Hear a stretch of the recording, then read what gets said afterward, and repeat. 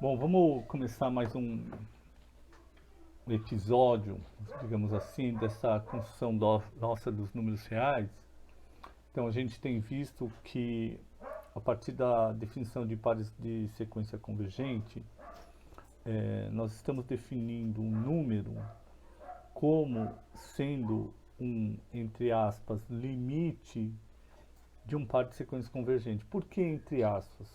Veja, porque nós pegamos um par de sequências de números racionais.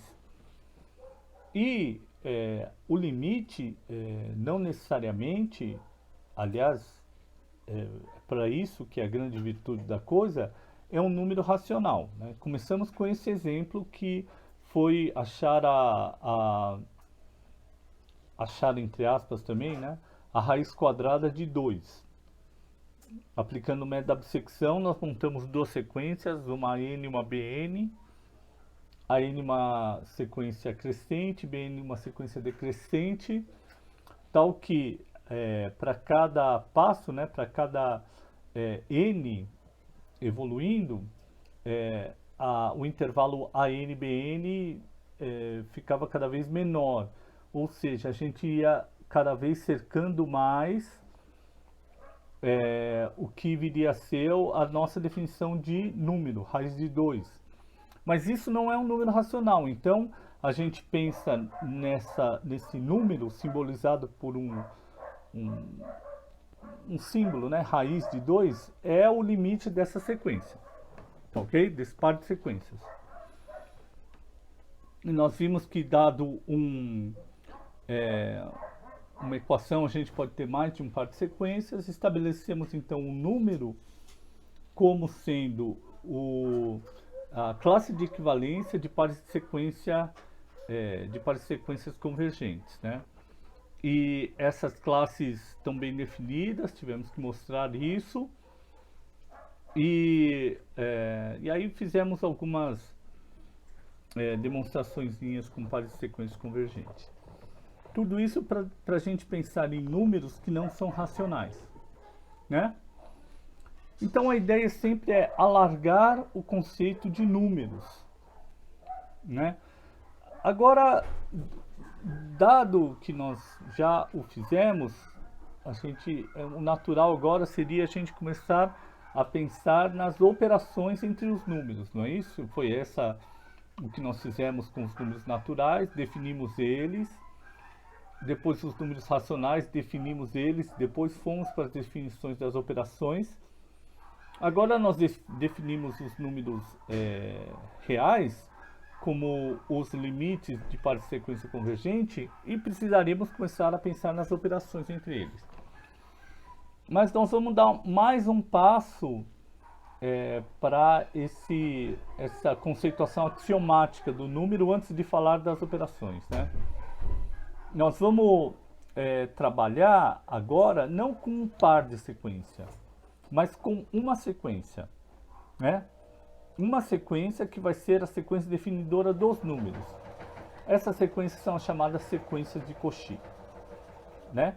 O que são a definição de uma sequência de Cauchy é uma definição bem simples, digamos assim, não precisa de passo 1, passo 2, passo 3, como o de par de sequências convergentes.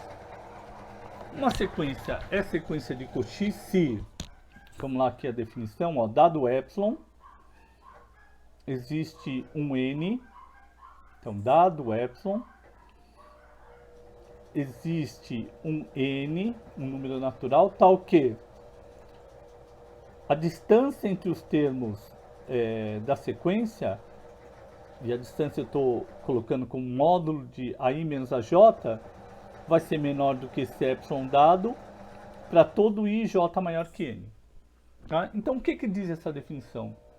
Uma sequência de Cauchy se a distância entre os termos vai estreitando. E ela vai ficando até quanto ela pode estreitar? Até quanto nós quisermos. Nota que é para todo i j maior que n, né? Então eu encontro um número, eu dou um epsilon aí, sei lá, um epsilon bem pequeno, 10 a menos 30.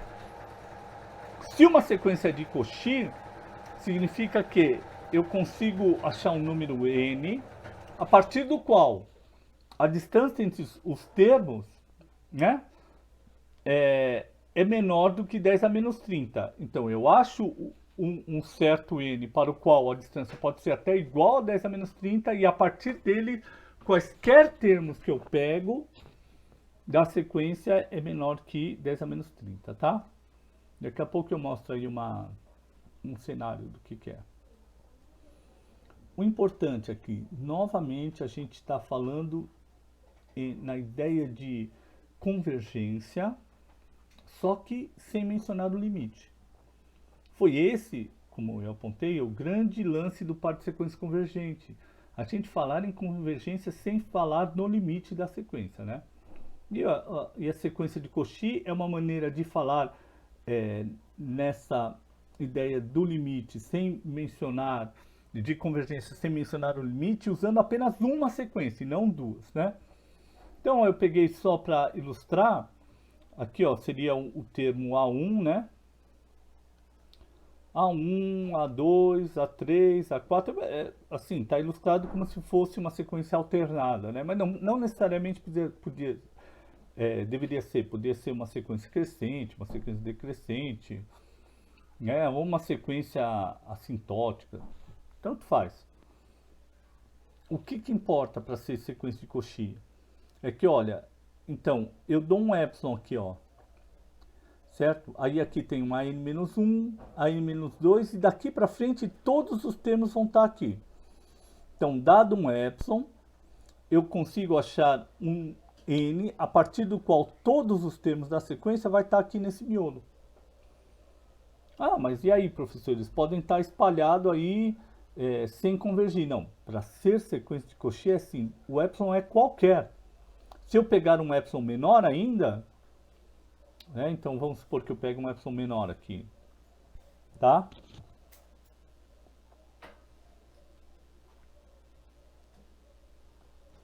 Eu vou achar um outro n tilde, por exemplo, tal que vou representar aqui em cima mesmo, tá? O AN tilde mais 1 está aqui, a N tilde mais 2 está por aqui também, em algum lugar, e a partir deles, todos os termos vão estar por aqui. Entendeu? Nesse intervalão aqui. Intervalinho. Isso vale para qualquer epsilon. Por isso que é assim, ó, dado um epsilon. O que significa dado um epsilon? Que para um epsilon qualquer eu sempre consigo achar um n, ou seja, um número, ou seja, um índice aqui dos A's, a partir do qual todos os termos vão estar aí entre, a diferença entre eles vai estar, é menor que epsilon. Tá ok? Aqui eu simbolizei, aí eu coloquei como se fosse um limite LA, mas ele sequer está definido para mim. Eu não tenho ele. Eu tenho só o quê? O comportamento de uma sequência para ser sequência de Cauchy. Né? Eu não necessariamente precisaria ter colocado esse L lá. Só coloquei para ficar mais concreto para vocês. Nota que eu posso ainda ter, e também para a gente pensar o seguinte, vamos supor que tem um LA bem definido aqui, por exemplo, o 0. Tá? E eu pego duas sequências de Cauchy. Uma que é 1 sobre n e uma que é 1 sobre n quadrado, por exemplo. Né? Ambas são sequências que convergem para 0. Veja, as duas são duas sequências definidoras do mesmo número, porque elas convergem para 0.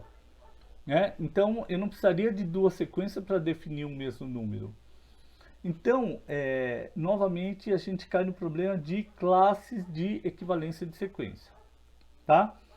Então, o que eu vou dizer? Que duas sequências AN e BM são sequências de Cauchy, se ao misturar as duas, essa mistura também continua sendo sequência de Cauchy. Vocês entendem isso? Ó, vou pegar uma imagem aqui. Ó, tem uma sequência A que, sei lá, converge para um limite LA. Tem uma sequência B que converge para um limite LB também. LA também.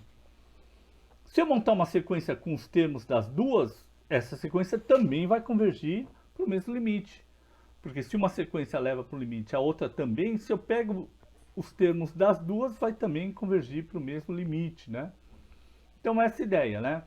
Então eu poderia, por exemplo, pegar uma sequência assim, A tilda N, que assim, A1, B1, A2, B2, vocês entenderam aqui o que eu fiz, ó? Eu tô pegando, peraí, deixa eu só trocar a cor da tinta aqui. Esse aqui seria o A tilda 1, A tilda 2, entenderam? A tilda 3, A tilda 4, tá?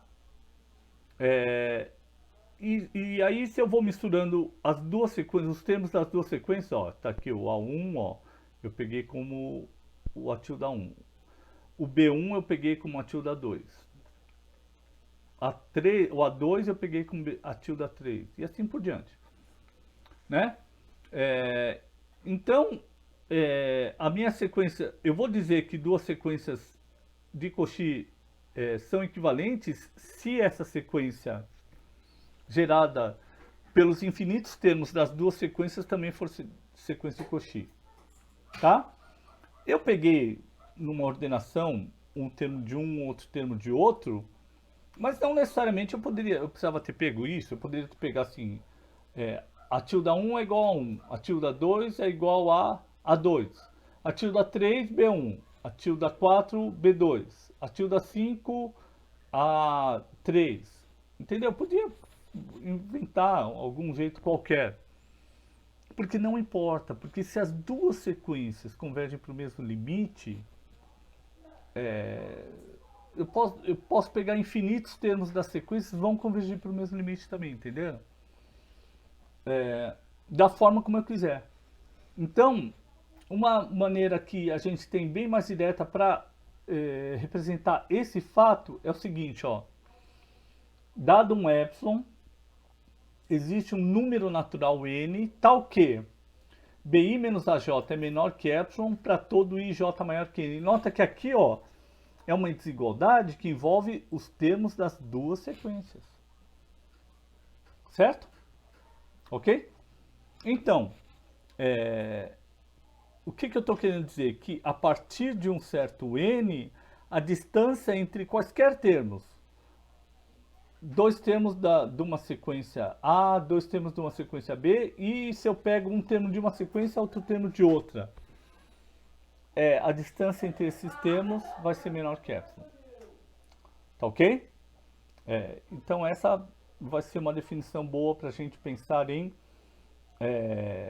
pares de sequências equivalentes. Tá? E aí, para mostrar a equivalência, a gente precisa demonstrar as três condições, que são, primeiro, a reflexiva, né? Toda sequência A é equivalente a ela própria, né? Se A é equivalente a B, B é equivalente a A. Essas duas primeiras eu vou deixar para vocês que elas são bem imediatas, assim. Pensem bem aí que elas são bem imediatas. A única que poderia dar mais trabalho é esse item C, né? Que é dizer que a transitividade, se A é equivalente a B e B é equivalente a C, A é equivalente a C, né?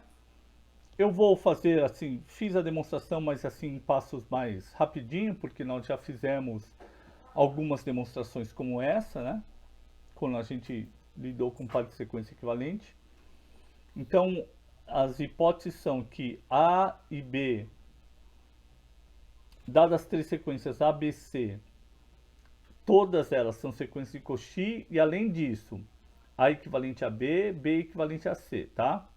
Nesse sentido aqui. Então, eu quero mostrar que A equivalente a C, ou seja, eu quero mostrar que dado um epsilon, existe um natural n tal que Ci menos AJ é menor que epsilon para todo IJ maior que n. Ou seja, que a distância entre os termos, se eu pego um termo de uma sequência e outro termo de outra sequência, a distância pode se tornar tão pequeno quanto eu queira. Tá? Então, ó, das nossas hipóteses, a gente tem que A equivalente a B, B equivalente a C. Isso equivale a dizer que dado um epsilon tilde, eu coloquei epsilon tilde porque como nós estamos usando epsilon na hipótese, aqui na tese eu vou pôr um epsilon tilde e depois a gente vê como que deve ajeitar um termo ao outro. Então, dado um epsilon tilde, existem dois números naturais m e m', né? São dois índices, tais que bi menos aj é menor que epsilon tilde para ij maior que m, e ci menos bj é menor que epsilon tilde para ij maior do que m'. Tá? Veja, eu chamei de m', podia ser qualquer letra, a primeira coisa. Aqui só com relação aos índices, I e J não são índices em particular, são índices gerais. Só estou dizendo que para qualquer I e J maior que o dado M, tá? E por que aparece um M e um M' aqui? Porque veja, se eu tenho duas sequências, A equivalente a B e B equivalente a C, então vamos lá.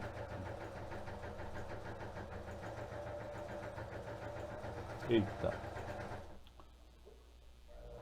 Essa dificuldade, né? Só um segundo.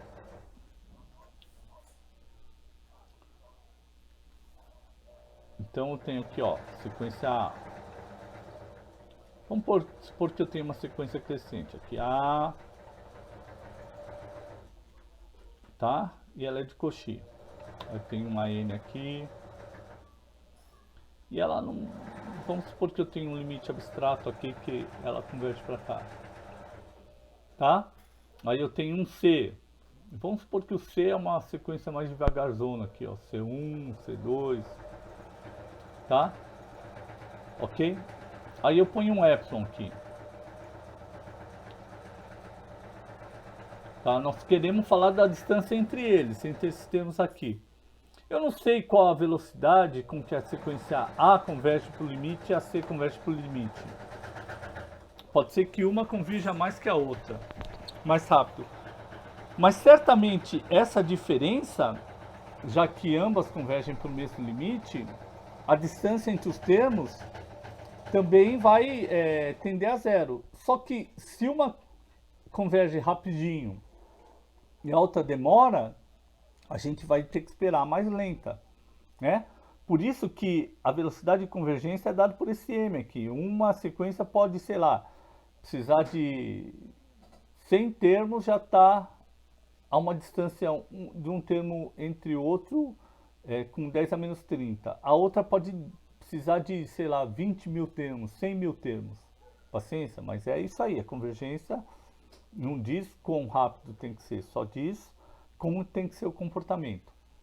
Então, nesse caso, a diferença entre os termos para ser menor que epsilon, de uma e de outra, certamente vai caminhar com a que é mais lenta, né? A maneira para falar tudo isso de forma geral é assim, ó, você toma como um outro número qualquer, m tilde, o máximo dentre eles. Né?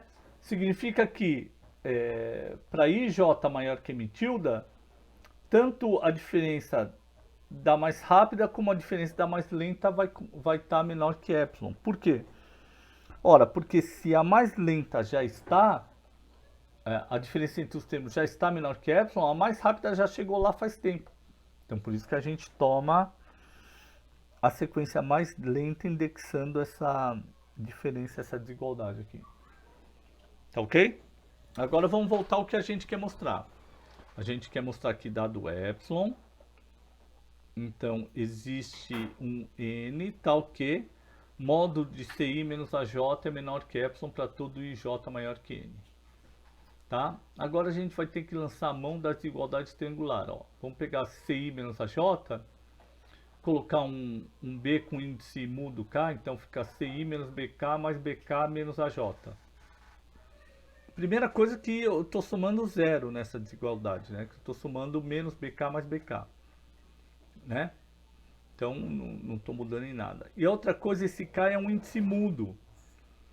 O que é um índice mudo? É um termo qualquer, tá? Não importa, tá? Então ci menos aj é igual a isso, e isso aqui, ó, usei a desigualdade triangular, vai ser então menor ou igual ao primeiro termo mais o segundo termo, né? Então é menor a igual a CI menos BK mais BK menos AJ. Certo? Onde esse K, eles são iguais aqui por quê? Porque vem do zero aqui. Eu expressei o zero com menos BK mais BK. Mas é um índice mudo. E aí a gente lança a mão da ideia de convergência, né? A e B são pares de sequência equivalentes, né? Tá aqui, A e B, tá?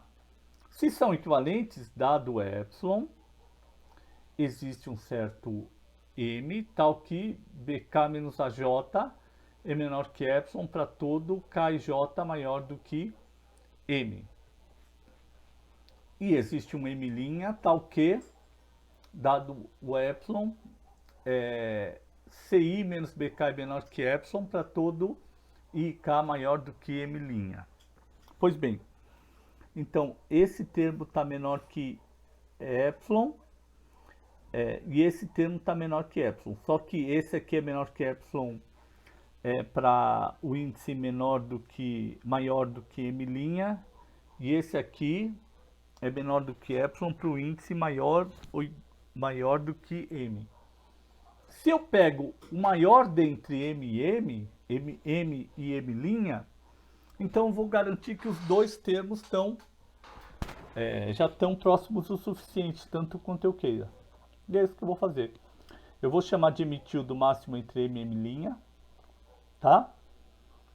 E aí a gente nota aqui para I, J e K, os três índices, inclusive o mudo aqui, maior do que M', BK menos AJ vai ser menor que epsilon tilde e CI menos BK vai ser menor do que epsilon, tá?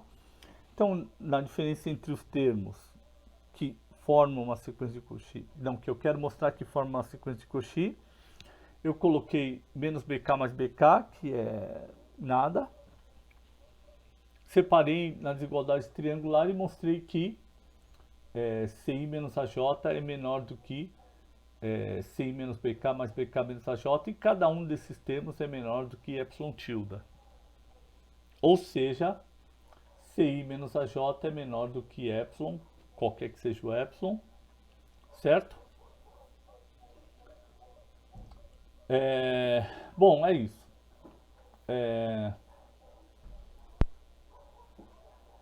Então, a gente mostrou que dada duas sequências de Cauchy, nós estamos estruturando o que é a classe de equivalência da sequência de Cauchy, tá? Antes de começar a fazer orações, a gente fez a construção toda das ideias para a parte de sequência convergente, né? Então seria conveniente, embora não precisasse, eu mostrar que dado um par de sequência convergente, par de sequência convergente eu consigo montar uma sequência de Cauchy, e vice-versa, dado uma sequência de Cauchy eu consigo montar um par de sequência convergente. Se eu mostro isso, eu vejo como as definições são todas equivalentes. Então trabalhar com uma ou com outra definição é igual. Só que nós vamos deixar essa demonstração aí para um momento mais oportuno, tá? Que a gente não estamos no momento oportuno.